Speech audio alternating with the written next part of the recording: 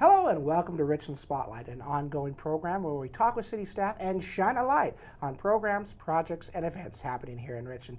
Joining us today is Communications and Marketing Manager, Holly Logan. Welcome, Holly. Thanks, Mike. Well, we brought you on the program to talk about a revenue source that's available to tourism-related businesses. Right. It's a little-known source, but it has a great impact on tourism and marketing, and that's the hotel-motel tax. Can you explain a little bit about what that is and what we're doing with it? Sure.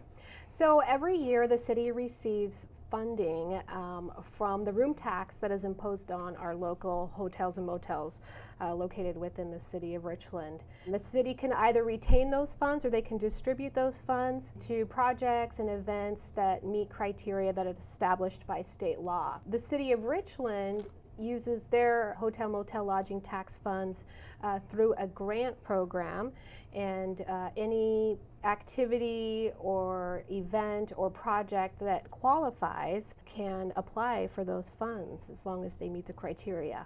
So it's a tourism-related criteria? That's right, yes. Anything that basically will bring people from outside of our region to come stay in our hotels. So outside the region, marketing for events or festivals qualify, as well as the operation and construction of tourism-related facilities located within the city. Okay. Now, right now, we're actually accepting applications for this grant funding now through September 30th. So how do they apply and who can apply? Anyone can apply for the funding as long as they meet the criteria. And they can do that by going onto our website. You can complete the application electronically, or you can print it out and fill it in and mail it to me here at the city. So what happens once we get the application? How's it processed? So I'll compile all of the applications and distribute them to our Lodging Tax Advisory Committee.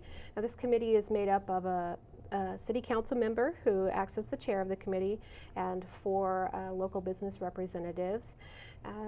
They will meet sometime in October. We don't have that date established quite yet, and all of the applicants will have the opportunity to present to the committee their application. The Lodging Tax Advisory Committee will then review the applications and make recommendations to City Council. And once City Council makes that final decision, all of the applicants will be notified of the outcome of their application by mail. So the money varies because it's a room tax, so we don't know year to year, but on average, how much is available for this lodging tax committee fund? Sure. As you said, it does vary, but on average, I would say we distributed around $750,000 each year into our community. Oh, that's a good chunk. Yes, and obviously, as more hotels are being built, and we bring more people in from outside of our region to stay in our hotels, that number can increase. So tell me a few events that this has been used recently, and you know, what was the results? Sure.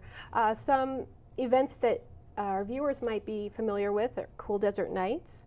The Tumbleweed Music Festival has benefited from lodging tax funds. The GeoCoin Challenge, which is becoming even more popular in our community. Some of the capital projects that have benefited from this has been the Hapo Community Stage, some of the amenities there, as well as some of our local parks and trails. And the Reach Museum has also benefited from these funds for some of their exhibits that they've created. Now, we've talked about this, and you said anybody can apply, but we want citizens to know that it doesn't have to necessarily be a nonprofit group. It just has to be a tourism-related kind of thing. Correct. We also have approved marketing for marathons that come into the region.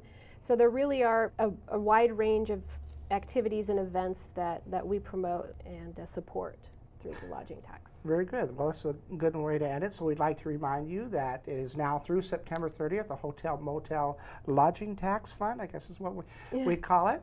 Money to help you put on an event that brings tourism here to Richland. So if you want to apply, there's a link here at the bottom of our screen that gives you information. If you want more information, you can also call Holly Logan direct, and on the screen should be her number as well. Thank you for watching Richland Spotlight. I'm Mike Sharman, and we'll see you next time.